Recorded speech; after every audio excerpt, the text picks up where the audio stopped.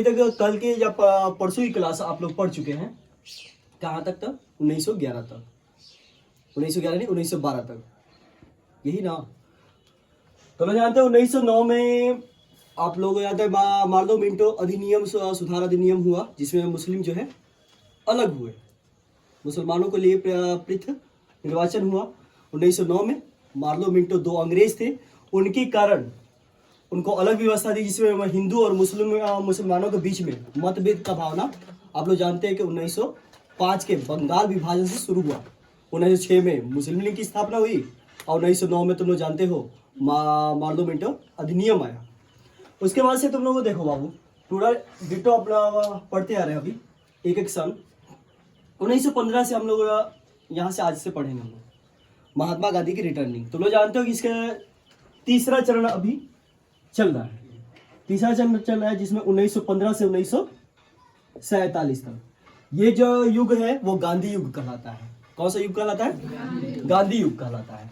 अब गांधी युग में सबसे पहले तो लोग जानते हो कि महात्मा गांधी दक्षिणी अफ्रीका से कब लौटे हैं? 1915 में। और ये डेट के साथ तो 9 जनवरी 1900, मान लो यहाँ पर लिख देते 9 जनवरी 1915 को।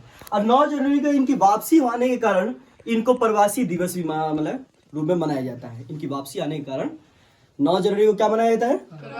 प्रवासी दिवस मनाया जाता है।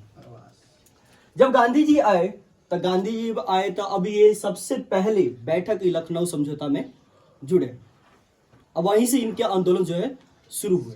देखो पहली बात सुन लो, जब 1916 में तुम लोग सभी कोई जानते हैं, 10 क्लास में पढ़े भी होंगे लखनऊ समझौता के बारे में, कि लखनऊ समझौता हुआ। लखनऊ समझौता में ही दोनों दल जो 1907 में बताया गया था सूरत अधिवेशन विभाजन जो है, गरम दल और नरम दल दोनों जो है अलग अलग हुए, उसको यदि दोनों यदि जोड़ा गया तो किस में समझौता में जोड़ा गया था? 1916 के लखनऊ समझौता में।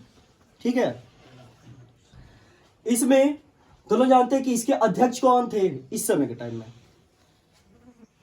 1916 में तुम लोग जानते हो कि प्रत्येक अंग्रेजों की जो नीति जो निकाली भारत के प्रति 1885 में कांग्रेस पार्टी का, तो प्रत्येक साल अधिवेशन होने लगे भारतीयों के लिए, प्रत्येक साल होने लगे। तो अब जो है 1916 में उस समय अध्यक्ष कौन थे? मजूमदार थे। कौन थे? मजूमदार। हाँ, अब कौन से मजूमदार, ये पूरा नाम अब तुम लोग को बताना है। कि तुम लोग मतलब मुझे कल बताइएगा कि उनका पूरा नाम क्या था मजूमदार का। बस इतना ही हिंट देते हैं आज कि तुम लोग के लिए कि इनका 1916 में एक मजूमदार थे, उनका पूरा नाम आप लोग को बताना है। 1916 में लखनऊ समझौता हुआ तो उस समय गांधी जी भी आए थे। और उसी समय तुम लोग जानते हो बिहार में नील की खेती जबरदस्ती अंग्रेजों के द्वारा करवाई जा रही थी। अब उसी में तुम लोग जानते हो राजकुमार शुक्ल नाम का एक किसान था, राजकुमार शुक्ल एक किसान थे। अब वो सोचने लगे कि बिहार को बचाने के लिए, देखो नील की खेती ये जबरदस्ती नहीं, इनको उचित मूल्य मिलता ही नहीं था। ये खेती तो कर लेते लेकिन खेती करने के बाद से इनको उचित मूल्य मिलता ही नहीं था किसानों को। जब उचित मूल्य नहीं मिलता था उसी का वो विरोध कर रहे थे। तब राजकुमार शुक्ल को पता चला कि लखनऊ में एक अधिवेशन हो रहा है और वहां पर जाना है, और वहां से मुझे कोई ना कोई ये सोच के नहीं गए कि सीधा हम गांधी जी से मिलने हैं। वहां पर जाने के बाद पता चला, इनके साथ एक और भी साधु गए थे। ठीक है, वो जानते थे कि वहां पर हम मेरी जान पहचान है, हम चलते हैं साथ में, और वहां पर तो हम लोग का काम बनेगा, वहां से कुछ लोगों को हम जानते हैं। तो जब वहाँ उस अधिवेशन में ये लोग गए दोनों, राजकुमार शुक्ल और वो, तो वहां पर किसी ने बताया कि अभी गांधी मतलब कि हम लोग को इस काम के लिए हम लोग आए हुए हैं यहाँ पर लखनऊ में, और अंग्रेज जो है हम लोग पर जबरदस्ती नील की खेती करवा रहे हैं। तो वो उसी में से कुछ मतलब कि आदमियों ने बोला कि आपका काम ना गांधी जी बैठे हुए हैं वो करवाएंगे, क्योंकि इन्होंने बहुत बड़ा काम दक्षिणी अफ्रीका में करवाया है। दक्षिणी अफ्रीका की कहानी भी तुम लोगों को बताया है पूरा, कैसे कैसे किया। और वहीं पर फिर नेल्सन मंडेला भी इनके साथ थी और राष्ट्रपति बनी वहाँ की। उसके बाद से जब ये वहां पर आएंगे तो यही काम करेंगे। इनका नाम बहुत ज्यादा फैल चुका है गांधी जी का। तो ये गांधी जी के पास गए तो गांधी जी जो सबसे पहले टालते गए, टाले, कहते ठीक है चलो हम लोग आ जाएंगे। कहते कहाँ आना है? तो बोले चंपारण आना है। कहते चलिए ठीक है हम आ रहे हैं। तो वो राजकुमार शुक्ल वापस आ गए अपने यहाँ। जब ये देखे कि वापस नहीं आए, मतलब कि आए नहीं गांधी जी, तो फिर इन्होंने पता किया। तो इनको पता चला कि जब ये वापसी आए थे तो गुजरात में ही अहमदाबाद पड़ता है, तो अहमदाबाद में ही इनका एक आश्रम था, साबरमती आश्रम। इसके बारे में तो सब कोई जानता भी होगा। तो वहीं पर फिर वो वहां पर मिलने गए, गांधी जी वहां पर फिर मिलने गए कि आप आए नहीं, चलिए। तो गांधी जी को लगा कि ये फिर आया है, तो फिर कहते हैं चलो ठीक है ऐसा करो, हम बंगाल में मेरा एक मीटिंग है, बंगाल से होते हुए फिर आपके यहाँ बिहार में हम पहुंचेंगे। तो वो राजकुमार शुक्ल पूछते हैं कि बंगाल में किस जगह पर? तो वो अपना पता कर लेके इस जगह पर जाना है, वहाँ पर एक मीटिंग है। तो अब गांधी जी जब उस डेट को जो बोले थे जाने के लिए बंगाल में, तो ये पहले से वहां पर मौजूद है राजकुमार शुक्ल। तब गांधी जी को लगा कि ये मेरा पीछा नहीं छोड़ेगा, अब ये मुझे लेके ही जाएगा। कहते चलो अब चलते हैं।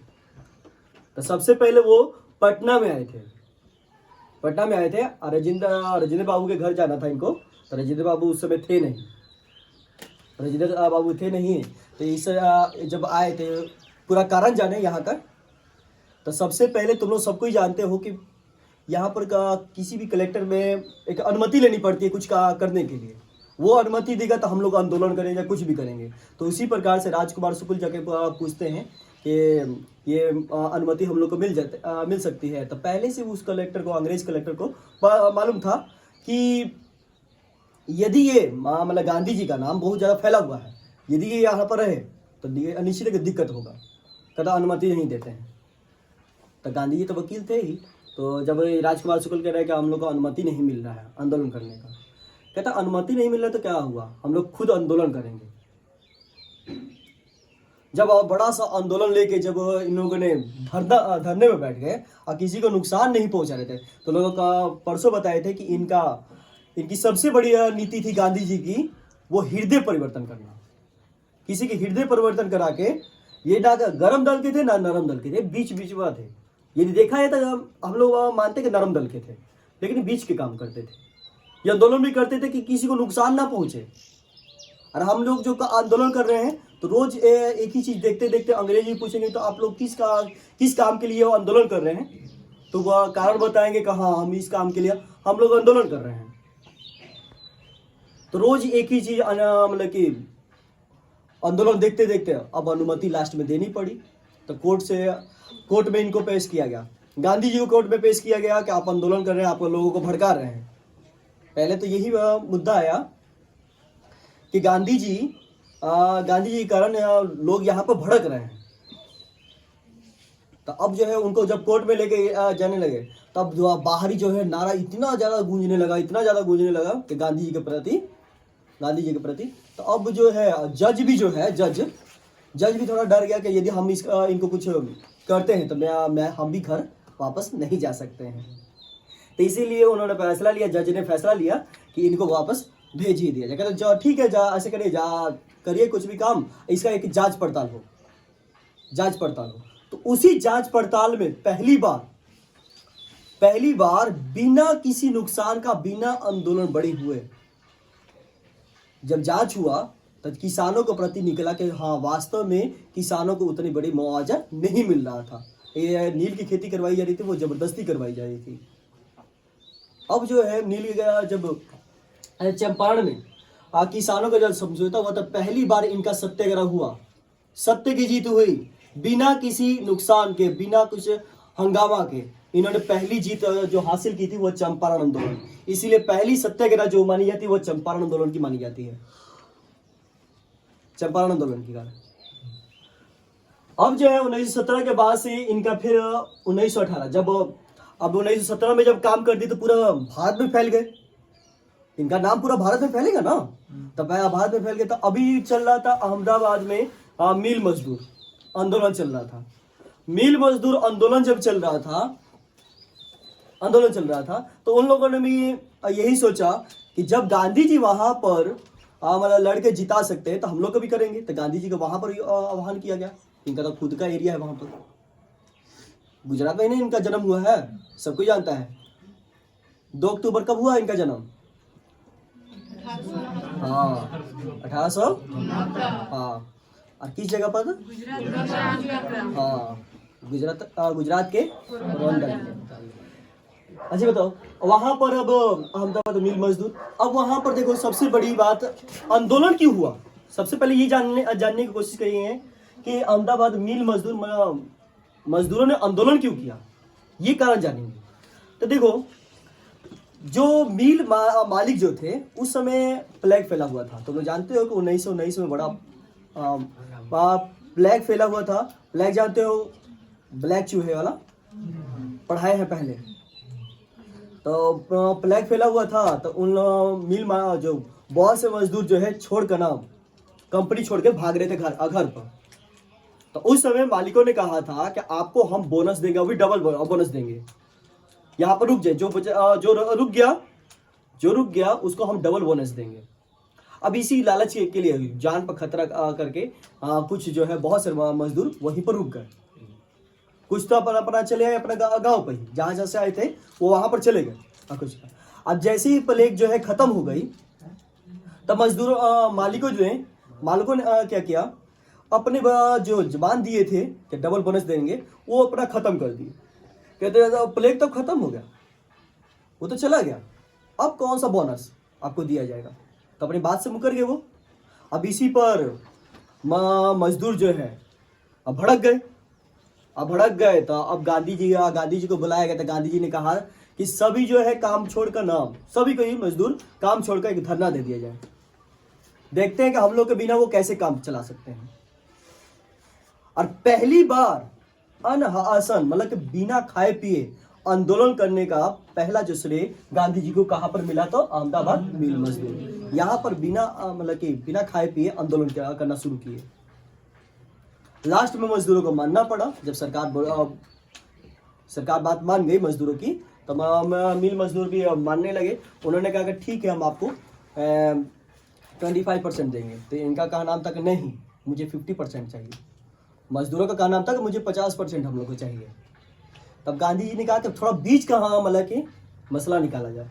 तो गांधी जी ने जो मसला ना इधर का बीच का मसला निकाला, तब 35% जो है बोनस देने का वादा निकाले थे। तो वो जो मालिक जो है मान गए थे, और फिर से वो काम हुआ।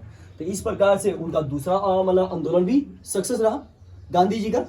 यहीं से बाबू साहब उनका आंदोलन चालू हो रहा है, इसीलिए गांधीवादी इनको कहा जाता है। गांधी युग 1915 से जब से आए हैं और भारत की आजादी तक ये तीसरे चरण का है। भारतीय राष्ट्रीय कांग्रेस के 3 चरण बताया गया है, 2 चरण आपके कंप्लीट हो चुके हैं और तीसरे चरण में गांधीवाद बता रहे हैं आप लोग को। तो गांधीवाद के बारे में कहानी सुन रहे हो आप लोग। अब जो है इसके बाद से तो लोग जानते हो 1919 में जलियांवाला बाग हत्याकांड हुआ था। तो लोग जानते हो 1919 में मार्च में ही एक कानून लागू किया था, रॉलेट एक्ट पारित किया गया था, सबको जानता है रॉलेट एक्ट। और रॉलेट एक्ट में क्या था, ये लोग क्या करते थे, भारतीय अंग्रेजों से बहुत ज्यादा दुखी हो चुके थे। तो क्या होता था ना कि जब अंग्रेज भारतीय क्या करते थे, अंग्रेजों को मार के ना छिप जाते थे, अपना कोई सबूत नहीं छोड़ते थे। अंग्रेज बहुत ज्यादा दुखी हो गए थे, अब मारते भी थे तो रात को मारते थे।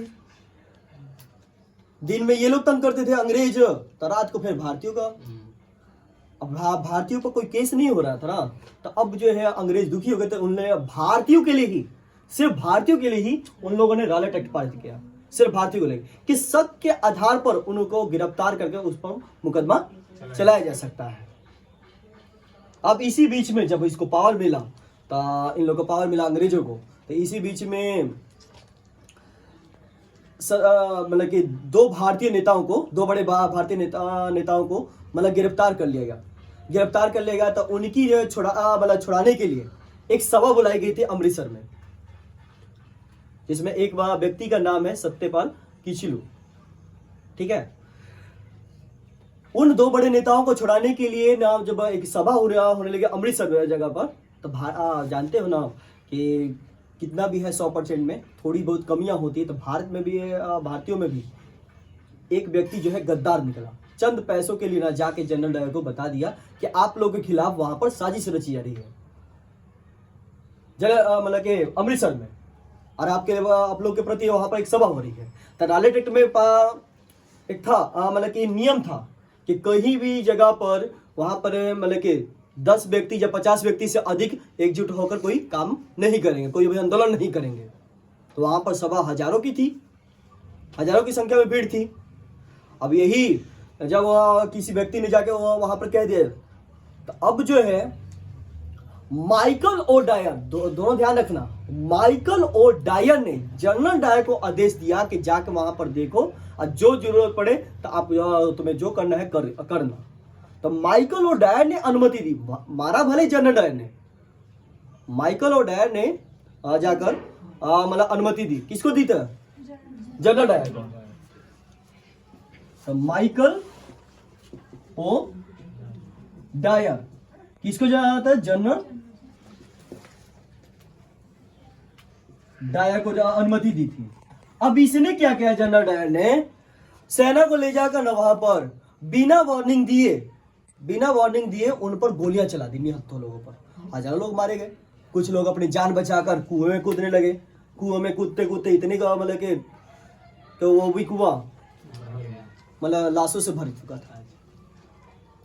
अब ये घटना जब सब पूरे भारत में सुने तो पूरा खलबली में। उस समय उधम सिंह भी बहुत छोटे थे, और उधम सिंह ने ही जाकर मारा था इन लोगों को। एक तो मतलब जनरल डायर तो बीमारी से मर गया, और माइकल ओडायर को उसके ही देश में जाकर गोली मार दी, उधम सिंह ने मारी थी।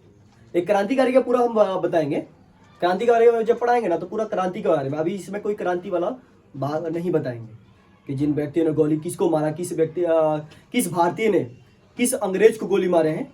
बहुत से भारतीयों ने, जैसे गरम दल के नेता, बहुत सारे नेता, भगत सिंह, सुभाष चंद्र बोस, मदनलाल डिगरा, ये सब जो है उधम सिंह, इनके बारे में चंद्रशेखर आजाद, इनके बारे में पूरा कहानी हम बताएंगे, एक पूरी क्रांति के बारे में, खाली क्रांति, उसमें क्रांति रहेगी। तो सुनो, तो माइकल ओडायर ने अनुमति दी थी जनरल डायर को, ठीक है। और इसके कारण वहां पर कौन सी घटना हुई? तो जलियांवाला बाग हत्याकांड। ये पूछता है कि जलियांवाला बाग किस स्थिति को हुआ? तो उस समय 13 अप्रैल 1919, 13 अप्रैल बैसाखी का दिन था। अब बैसाखी के दिन में ही सब पूरे लोग जुटे हुए थे। 13 अप्रैल बैसाखी का दिन था, तो इसीलिए घटना कभी कुछ देता है कब हुई? तो 13 अप्रैल को हुई थी। तो जलियांवाला बाग हत्याकांड किस जगह पर पूछा जाएगा? तो कहां बोलोगे? तो अमृतसर। और अमृतसर कहां पर है? तो पंजाब में। अब जो है बाबू जलियांवाला बाग हत्याकांड, अब इसमें 2-4 व्यक्तियों ने अपने पद जो है उपाधि त्याग दी। जब तुम लोग जानते हो कि जब गांधी जी भारत लौटे थे तो तुम लोग जानते हो कि इनके अहिंसा के बारे में परसों मतलब बता रहे थे कि ये अहिंसावादी कैसे थे। अंग्रेजों को लगता था कि बड़ी से लेके मतलब आंदोलन, मतलब बड़े से क्रांतिकारियों को लेकर चल दिए हैं और बड़ा सा आंदोलन करेंगे, लेकिन ये साइड में बैठ कर काम करते थे। तो अंग्रेजों को ये लगता था ना कि ये शायद हमारे तरफ से भी है, तो इसीलिए उनको ना केसर हिंद की उपाधि दी थी। किसको दी थी? महात्मा गांधी।